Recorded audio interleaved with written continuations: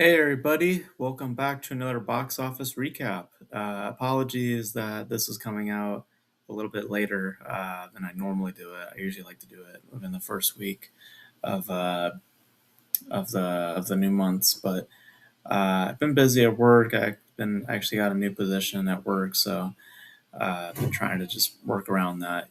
Trying to figure out how to logistics of all that stuff. Um, but But yeah, we're back now with a box office recap. We're here to look at April, see what happened there. So before we get into it, like I always do with these types of videos, I like to give you guys my look on measuring box office because it could be very mysterious, especially because of just how the nature of it all works. But at least for me, how I break it down is that you have your production and then you have your marketing. And if that information is available online, that's what I'm using is information that we know about, or I can like at least glean based off of like reception or just generally what I've seen from the movie. Um, so two times its investment cost. That's how much the movie needs to do for a studio, right? So if it's $100 million, the movie should be making about at least maybe 200 million. If it's all said and done, 100 million, and 50 of that million is production, and the other 50 of that is marketing. All that combined together, timesing it by two, that's how much the studio needs to make off that movie in order for it to be profitable for them. Now, what they have to deal with is theatrical distribution. They're putting this out in theaters, so the theaters got to make money off the movie too. So usually it'll float around at least a 50% cut. So if your movie makes about 100 million, 50 million of that's going to the theaters, and 50 million of that's going to go back to the studio. So that $200 million margin that you have to hit, times that by two, and that's where you end up finding the amount that the gross requirement what the movie should be making, which is $400 million. Hence why I say film plus distribution. That's realistically where it should be hitting. So hopefully that all makes sense. And we'll, and I'll also consider, streaming, how much the movie would need to do on streaming, and if it's plausible, then I can deem it successful or not based on the type of margins that it needs to hit on streaming. So hopefully that all makes sense. And yeah, so let's break it down. Let's look at April and see what happened there. So the big release, obviously, that came out in April, amongst a few here and there, was of course the Super Mario Galaxy movie. Talked about it when it came out. Had my thoughts on it. Um, but had a very respectful budget. 110 million, for what it is. You'd think that something like this would be a little more expensive, but 110 million. Don't know the marketing expenses attached to this. I know this, probably cost a pretty penny, to market. There's a ton of stuff for Mario, that came out with this. So as we know so far, though, production wise, 110 million, likely an additional 100 million for marketing on top of that, but break even point, 220 million, and the gross requirement on this thing would be $440 million. Theatrically so far, $920.56 million. So studio wise, in this case, Universal, they've made about at least 408.77 million, or as high as $429.05 million. So they're eating good on this movie.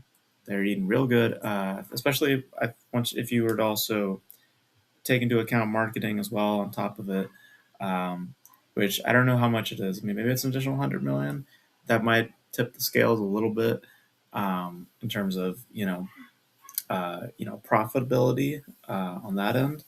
But strictly talking about production, uh, they're eating good. They're eating real good. Um, so probably expect another one of these down the line. Wouldn't shock me if we get a third film out of this. Um, but I'd have to look into the marketing efforts and seeing, because I don't think they ever publicly released any information, but I'm guessing it's around $100 million. So if that's the case, uh, that's that obviously makes things go up a little bit higher. Um, so I'm just trying to put it in my head, 220. So yeah, so the break even point on this end would have to be 440. Um, so yeah, and they're like close to it. So yeah, even if their marketing is attached to it, it's doing just fine. So yeah, Super Mario. Mario is the thing. Video game movies are just becoming that genre, that big mainstream genre right now, and Mario clearly is hitting for a lot of people. And yeah, would not shock me if we got a third film here anytime soon. Wouldn't shock me. Film that also opened against Mario was the drama, which we talked about on the channel when it came out.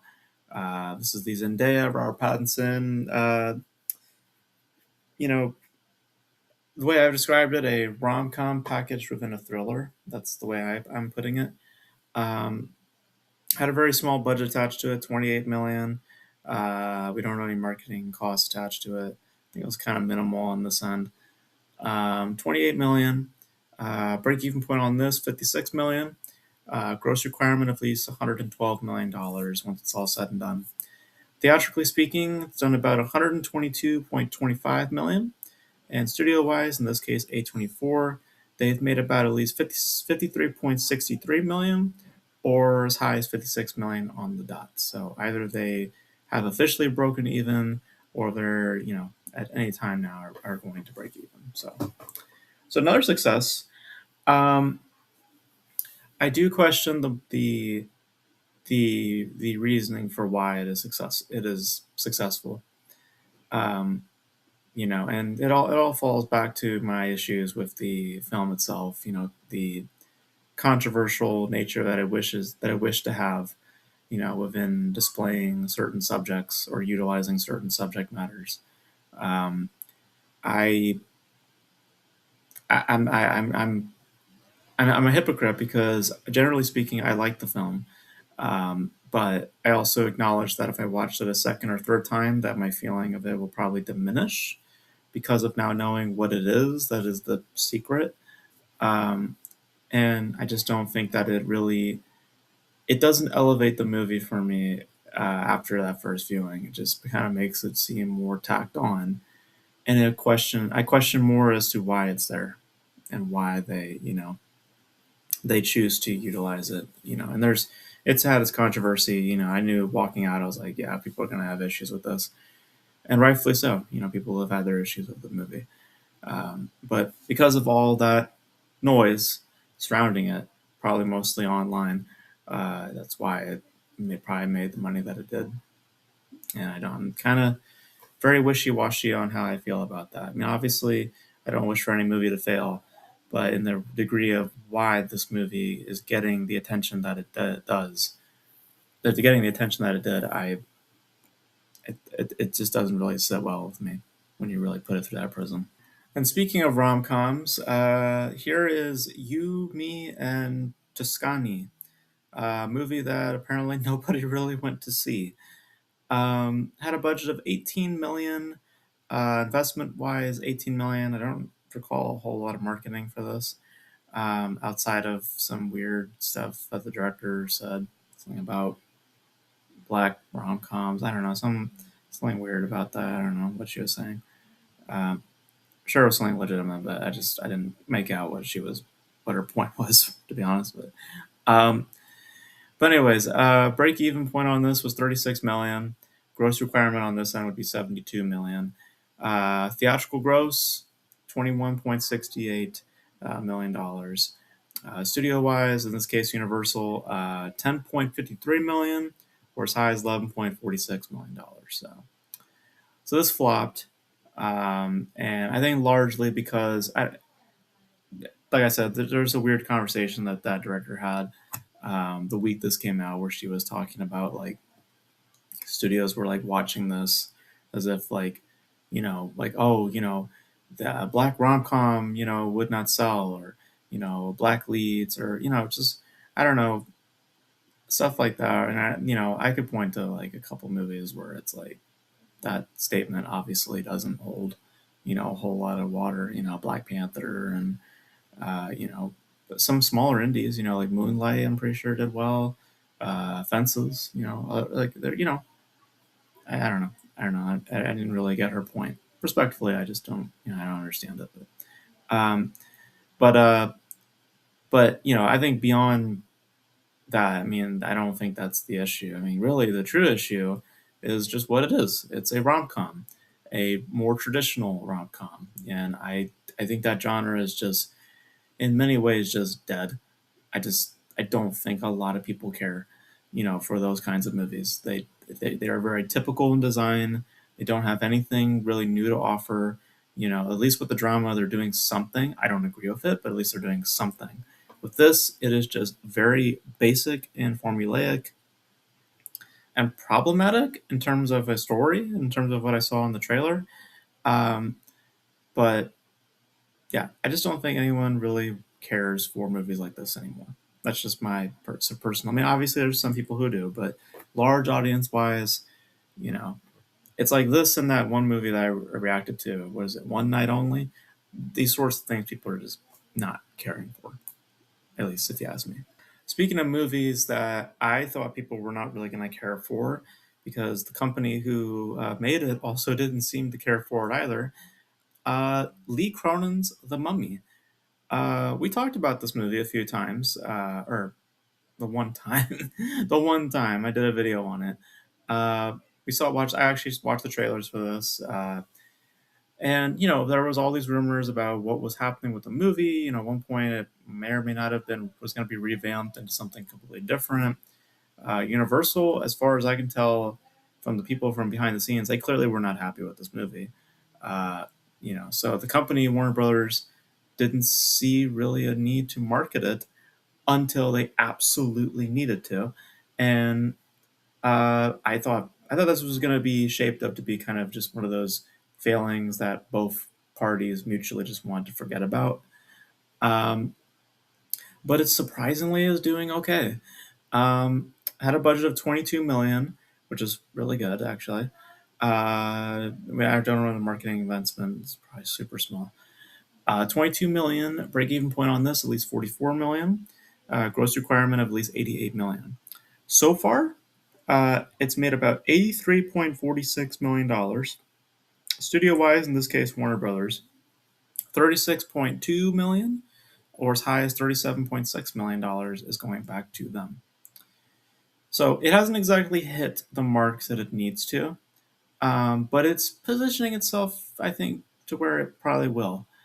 Um, so for all the concerns that the company seems to have had with this, both parties, because I mean, when you look at just the announcement that Universal made for the Mummy 4, and then with the coinciding with this movie, it's not a coincidence.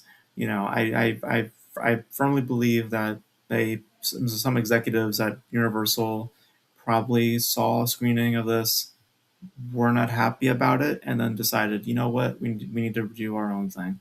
Let's just do the Mummy 4. Let's just continue with what we've had as a success in the past, because this ain't it, you know.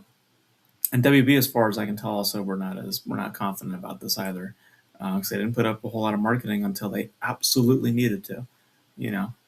Because when a company starts to put up marketing like a month or two before the movie comes out, that doesn't exactly bode a lot of confidence. Um, but what saved them, I think, is notability and also cheap. Not putting as much money on the table for this. So in the end, there was a light at the end of the tunnel. So good on them. For uh, good on them for keeping the budget low and seeing it through. So there you have that. All right, next film is Mother Mary. I was wanting to see this, but I just never got time to seeing it. Heard decent things, not great things. But apparently none of y'all went to see it. At least a lot of you didn't see it. Had a budget of 20 million, investment of 20 million. I don't know really marketing expenses. Didn't see any online. Break even point on this, at least 40 million. Gross requirement, at least 80 million. Theatrical gross, $2.62 million. So gross wise for A24, they've made about at least 1.29 million or as high as 1.42 million dollars. So yeah, so this is a flop. I think largely to do with just what it is. It's not positioning itself to be, a horror or something that is more mainstream. It's an original piece. It's doing its own thing, and I think it looks kind of neat. So maybe eventually when it hits on streaming, I'll check it out. But yeah, I think that's just a case of just what I've been saying before, where original forms of content are not as accepting as other kinds of content. So I think this is just more of just um, the artist doing their own thing, and people not inclined to really look at sort of such a thing. You know, I think that's just kind of the feeling I have on this one. It's just more or less just as per what it is. It's not a big property. It's not big explosions or whatever like that. It's just someone doing their own thing, and that doesn't really resonate a whole lot to a lot of people, as much as it does for some. So. And speaking of notable figures or notable property, uh, let's talk about the Michael Jackson biopic, simply titled Michael. I did my review on it, had my thoughts. Was not super enthusiastic by it, um, and it seems like, as far as production has gone, this isn't looking all that great. Budget wise, it's initially, because there's a little bit of a history to this. So, no, initially when it started out, as far as I read, it was given 155 million to produce. Then they had to do reshoots because there was a clause found, and because they were going to touch on the whole child abuse allegations, all the sexual misconduct and stuff that may or may not have been proven, you know, uh, uh, you know, uh, fake or not. Uh, all that was being shot for a third act in the specific movie. They found a clause, I guess, in one of the settlements, or with one of the victims, stating that they cannot have their face depicted on film, or have any of that from their end be depicted. So they had to reshoot the whole thing. They had to reshoot the entire third act, which cost them an additional $15 million. And as far as I can see, anyway, from the movie, you can tell. Um, so it was an additional 15 million. As far as I read, it's like 10, 15, but higher. It's like 15 on the higher end. So investment wise, $170 million is now put on the table. I know people like 200 million is the number being put up. I'm not sure what that accounts for. Maybe the reshoots were a lot more expensive, or maybe the production was more expensive. From what I have read, it was around like 170 million. You know, as far as the raw numbers are concerned. So break even point on this, 340 million, and gross requirement of at least $680 million. And Lionsgate, who's a distributor, has said that they want this movie to make at least $700 million, and you can kind of see why. Um, Theatrical gross so far, $496.64 million, and studio wise, in this case Lionsgate, 219.93 million, or as high as $230.56 million. And this is coming off of its third week now. So I think it's safe to say at this point that I don't think that this is going to, because the movie overall, they're saying that they want this movie to make $700 million, and you get why, because the break-even point on this is about 340 million, and that's not accounting for marketing expenses that are on top of this, which they have not disclosed. Um, so I think it's safe to say that there is not going to be a sequel to this, because on one hand, financially, it's not doing the best. I don't expect this to really go any higher than, say, 600 maybe, maybe 550 if I'm, yeah, 600. Yeah, 600 seems more reasonable. Um, and I don't think that that's going to be enough for them to be confident enough to do another movie. And also the legal stuff behind it, because if we are going to go into the 90s, specific parts, of Michael's life from what I've read, I'm not familiar with Michael Jackson, but reading up on it, there are certain parts of his life, specifically those allegations, that would need to be addressed unless they're just going to gloss over it. And there's a whole legal thing behind that I'm pretty sure that the company does not want to deal with. So, um, so I know they have footage that they apparently shot that they could use for another movie, but you know, that all remains up in the air. So we'll see what happens. But I think that just my gut feeling, I feel like this is going to be it. And I don't. And I think for everybody's interest, I feel like just doing this is probably best, and leaving the rest just as is. Maybe do a director's cut. You put it on the Blu-ray, you put the extra 2 hours in there or whatever, how much footage they shot. But yeah, legally and financially, I just don't think there's going to be a lot of reason for a sequel. And the last film we're going to talk about, unfortunately, from what I've read, is one of the biggest flops we've had in history. Uh, Probably, yeah. That is Desert Warrior. Desert Warrior is a film that was, I believe, funded by Saudi Arabia. I believe stars Anthony Mackie. I believe it's set in Saudi Arabia, and this was a very very pricey gamble. Budget of $150 million. So we don't know the marketing expenses on this. I don't think there was really any. Uh, But investment wise, sitting at $150 million. Break even point on this would have to be 300 million. Gross requirement of at least 600 million. Theatrical gross $733,000 and 900 or $733,940. Studio wise, in this case being Vertical, they've made about 364,000 and $4, or as high as $399,219.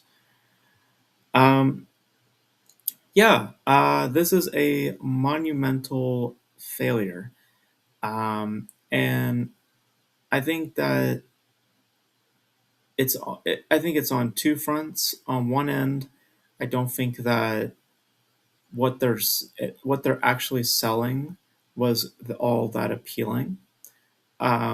I haven't seen the trailers, so I can't say exactly what it looked like, but just judging by what it is, and who's starring in it, there just isn't a whole lot of value to be found in terms of like, oh, cool, this name's attached to it.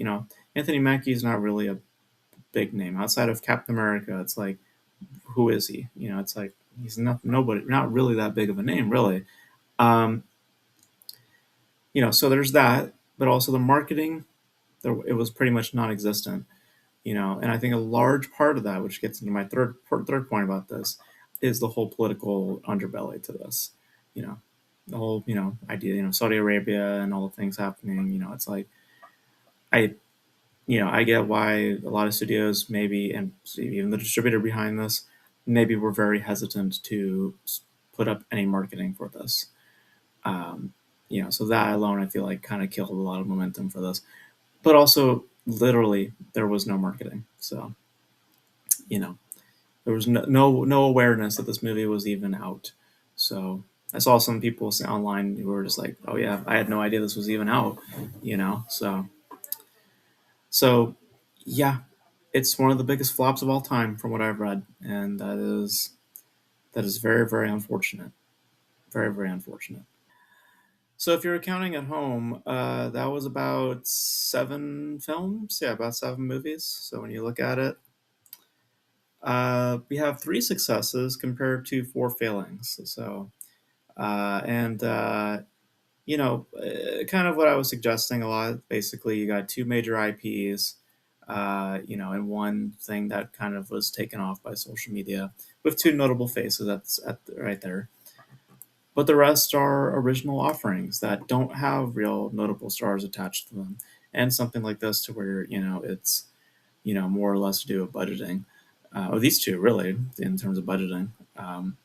But um, but it's a better month in terms of like what we've had so far this year. This is definitely a better month, even though it's still a overall down month.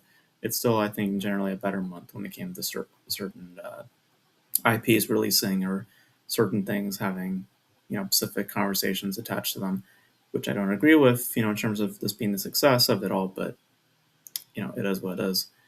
But as an overall look for the year so far, it's still a down year, and it's still got a lot of catching up to do if it wants to, try to be turn around the year. But mostly, as we've been talking about, horror is taking center stage. Lots of horror right now. Some IP now kind of taking up the list here with Mario and Scream and The Mummy. Um, it's just how things are right now, and that's the kind of appetite that people have right now for specific, forms of content. So, but yeah, generally speaking, it was a better month. It was a better month, and I think that we'll see how the summer fares because now we got to do the recap now for the spring because in the film world, there's the spring season and there's the summer season. In my head, anyway, the summer season really starts off in May. So in the summer for film language, literal, obviously not, um, but yeah, you guys, know your thoughts on the box office from last month, and what movies did you see? Maybe were you guys thoughts on any of those movies I just mentioned, um, and your thoughts about May so far? Devil Wars Prada 2 is kind of popping off a little bit, and expected to really hit off a little the money that it's doing so far. But let me know. Let me know all your thoughts in the comment section below. And that's it for this video, guys. Thank you guys for tuning in. And until then, I will catch you guys in the next video. Bye.